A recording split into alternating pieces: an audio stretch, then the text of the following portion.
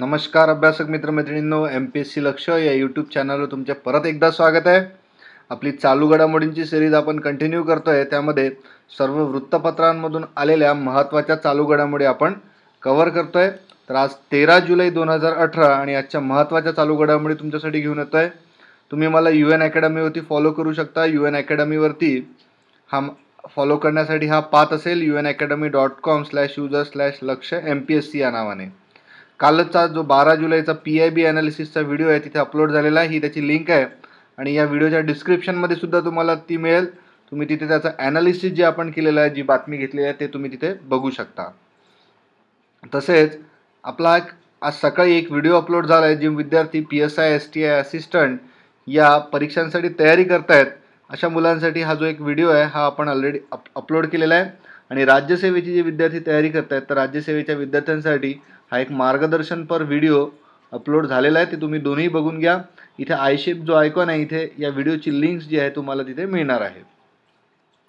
Telegram channel हे सुद्धा subscribe करा. त्यावरती येणाऱ्या क्विज त्या तुमच्यासाठी आपण देत असतो. आजची पहिली बातमी ती म्हणजे प्रजासत्ताक दिनानिमित्त भारताचं ट्रम्प यांना निमंत्रण.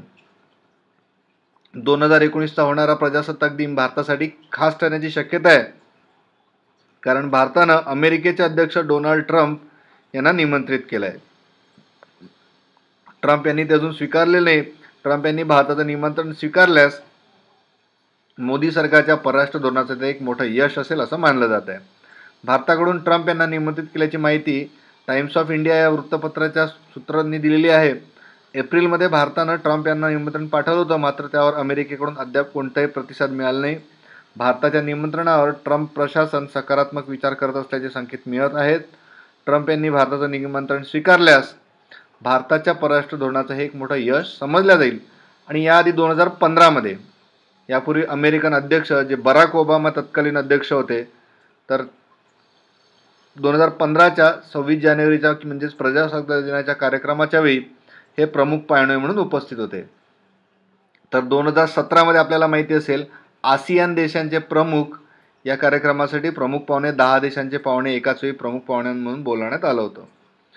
CRY या सामाजिक संस्थेच्या वतीने एक आकडेवारी समोर आली आहे, ज्यामध्ये देशात 2.25 कोटी बालकामगार असल्याची माहिती लोकसत्तामध्ये छापून आलेली आहे. त्यामध्ये या संस्थेने देशातील 15 ते 18 वयोगटातील मुलांबाबत प्रसिद्ध केलेल्या एका अहवालातून धक्कादायक माहिती समोर आली आहे. या अहवालानुसार भारतातील 15 ते 18 वयोगटातील सुमारे 2.3 कोटी मुले बालकामगार आहेत. त्यापैकी 19 दशलक्ष मुलांनी शिक्षणसुद्धा सोडून दिलेलं आहे. क्रायच्या या अहवालानुसार 15 ते 19 वयोगटातील 2.9 लक्ष मुलांचे विवाहसुद्धा झालेले आहेत. तर याच वयोगटातील 2.5 दशलक्ष म्हणजे 25 लाख मुली मातासुद्धा झालेल्या आहेत. देशातील 23 दशलक्ष बालकामगारांपैकी म्हणजे 2.3 कोटी कामगारांपैकी 19 दशलक्ष मुलांवर शिक्षण आणि नोकरी यांचा ताळमेळ न साधता आल्याने शिक्षण सोडण्याची वेळ आलेली आहे. म्हणजे प्रायोरिटी जी देण्यात गेलेली आहे ती नोकरीसाठी किंवा कामासाठी देण्यात आलेली आहे. शिक्षण सोडण्याचं हे प्रमाण बघता शिक्षणाच्या धोरणामध्ये बदल करण्याची गरज असून दारिद्र्य रेषेखालील कुटुंबातील मुलांना माध्यमिक शिक्षणसुद्धा मोफत देण्याची गरज असल्याचं त्या अहवालामध्ये त्यांनी म्हटलेलं आहे. गेल्या वर्षी देशात लहान मुलींच्या अपहरणाचं प्रमाण वाढलं आणि अपहरण झालेल्या मुलींपैकी 60% मुली या 15 ते 18 वयोगटातील होत्या. तर 25% बलात्काराच्या घटनांमधील पीडित या वयोगटातील आहे. सदर दोन्ही समस्यांना आळा घालण्यासाठी ठोस पावले उचलण्याची गरज असल्याचं या क्रायच्या CRY जी आहे, क्राय एक सामाजिक संस्था आहे, याच्या अंतर्गत चाइल्ड रिलीफच्या साठी त्यांच्याद्वारे काम हे केलं जातं. तर त्यांच्या अहवालातल्या बातमी. क्रीडा क्षेत्रातील अतिशय महत्त्वाची बातमी ती म्हणजे IAAF वर्ल्ड U20 चॅम्पियनशिपमध्ये भारतीय धावपटू हिमा दास हिने इतिहास रचला असून पहिल्यांदाच या स्पर्धेमध्ये ट्रॅक अँड फील्डमध्ये सुवर्णपदक हे भारताला मिळालेलं आहे. आणि सुवर्णपदक मिळवणारी ती पहिली भारतीय महिला ठरलेली आहे. 18 वर्षीय हिमाने 51.46 सेकंदामध्ये 400 मीटरचं अंतर पार करत पहिली जागा पटकावली आहे. 400 मीटर फायनलमध्ये तिने सुवर्णपदक पटकावलं आहे. ही आसामची रहिवासी आहे. मागे झालेल्या कॉमनवेल्थ गेम्समध्ये तिने 6वं स्थान पटकावलं होतं. ह्या ऐतिहासिक विजयानंतर ती एकमेव भारतीय महिला ठरली आहे जिने ट्रॅक इव्हेंटमध्ये सुवर्णपदक जिंकलेलं आहे. यापूर्वी भालाफेकपटू नीरज चोपडा याने गोल्ड मेडल जिंकलं होतं. त्याने 2016मध्ये जागतिक विक्रमासह सुवर्णपदक जिंकलं होतं. आणि हिमा दास ही ट्रॅक इव्हेंटमध्ये सुवर्णपदक जिंकणारी पहिली भारतीय ॲथलीट ठरलेली आहे. तर काल जो सामना होता भारत आणि इंग्लंड यांच्या दरम्यान, पहिला एकदिवसीय सामना जो होता तो भारताने 8 गडी राखून जिंकला. यामध्ये कुलदीप यादवने 6 बळी घेतले, तर रोहित शर्माने शतक बनवलं होतं. 100 रन त्यांनी काढले होते. तर या सांघिक कामगिरीमुळे भारत इंग्लंडवरती विजयी झालेला आहे. पहिल्या वनडेमध्ये भारताने आता 1-0 अशी आघाडी मिळवलेली आहे. या वनडेमध्ये जूनमध्ये महागाई दर 5% आलेला आहे. अन्नधान्याचे दर कमी असूनही इंधनाच्या चढ्या किमतीमुळे गेल्या महिन्यातील महागाई दर हा 5%वर झेपावला आहे. किरकोळ ग्राहक किंमत निर्देशांकावर महागाई दर एक महिन्यापूर्वी मेमध्ये 4.86%, तर वर्षभरापूर्वी हा 2017मध्ये केवळ 1.46% होता.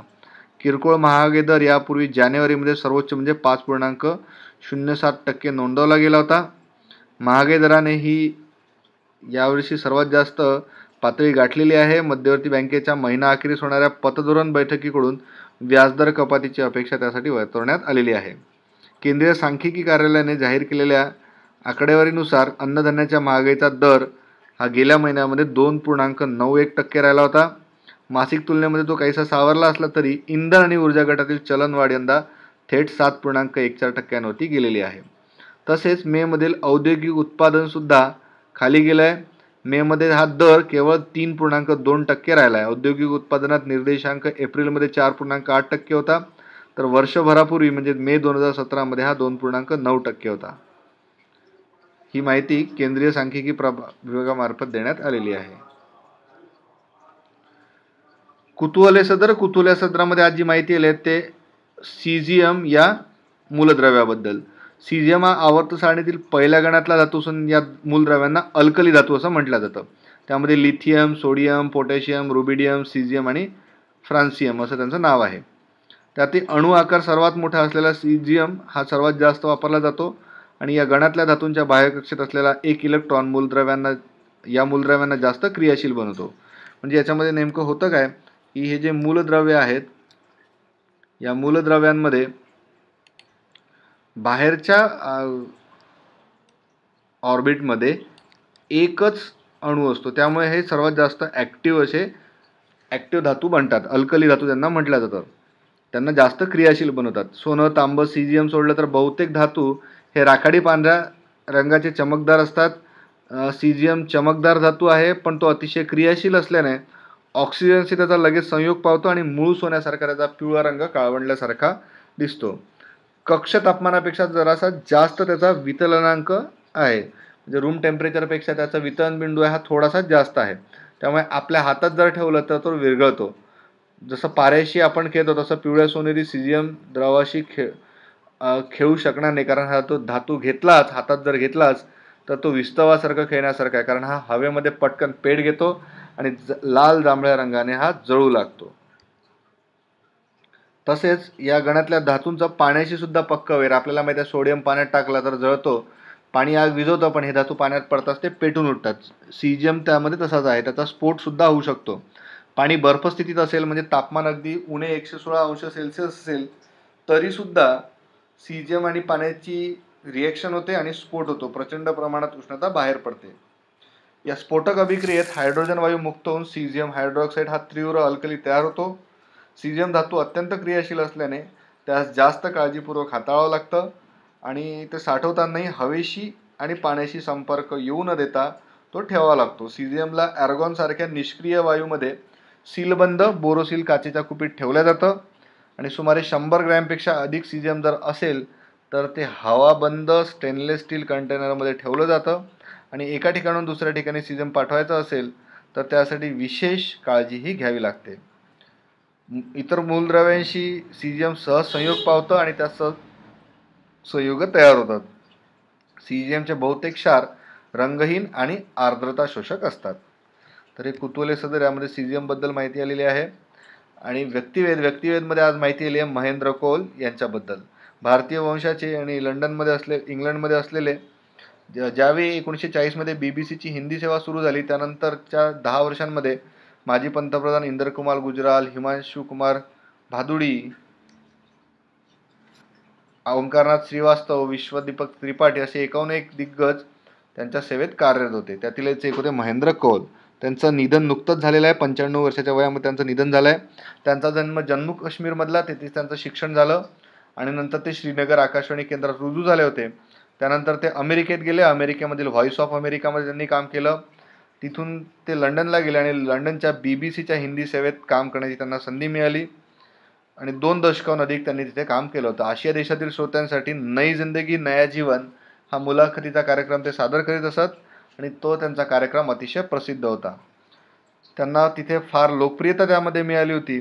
या ब्रिटनच्या तत्कालीन पंतप्रधान मार्गारेट थ्रेचर यांचे माध्यम प्रतिनिधी बर्नार्ड हँगमन यांनी भारतीय वंशाचे ब्रिटनमधील सर्वात शक्तिशाली व्यक्तिमत्व अशी कौल यांची ओळख मार्गारेट थॅचर यांना करून दिली होती. त्यावरून त्यांची लोकप्रियता किती होती असं लेखकांनी सांगितलं आहे.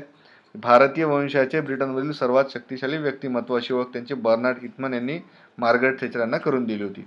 नंतर त्यांनी हॉटेल गेलॉर्ड या समूहामध्ये गुंतवणूक केली होती. लंडनमधील लोकांना तंदुरी खाद्यपदार्थाची लज्जत चाखता यावी यासाठी 1966 मध्ये त्यांनी तंदूर त्यांनीच पहिल्यांदा केलं होतं. त्यांचा नई जिंदगी नया जीवन या कार्यक्रमामध्ये बऱ्याच श्रोत्यांसाठी हा चालू होता. तब्बल 14 वर्ष हा कार्यक्रम चालू होता. हिंदी आणि उर्दू मातृभाषा असणाऱ्यांमध्ये हा कायम ऐकला जात होता.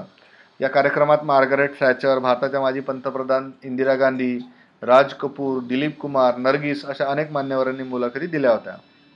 ऑर्डर ऑफ ब्रिटिश एम्पायर हा पुरस्कार त्यांना मिळाला होता. सोबतच हा मिळवणारे ते पहिले विदेशी व्यक्ती होते. तर ड्यूक ऑफ एडिनबर्ग हा पुरस्कार देखील त्यांना मिळाला होता. त्यांच्या पत्नी या सुद्धा पत्रकार होत्या आणि त्यांची मुलगी कल्याणी या ब्रिटिश न्यायाधीश आहेत. तर 85 वर्षाचे प्रदीर्घ आयुष्य घेऊन त्यांनी जगाचा निरोप घेतलेला आहे. तर या महत्त्वाच्या बातम्या होत्या. या तुम्हाला कशा वाटल्या आम्हाला नक्की कळवा. व्हिडिओ आवडल्यास लाईक करा, कमेंट करा आणि जास्तीत जास्त विद्यार्थ्यांसोबत शेअरसुद्धा करा. मित्रांनो, करा अभ्यास, बना अधिकारी. धन्यवाद.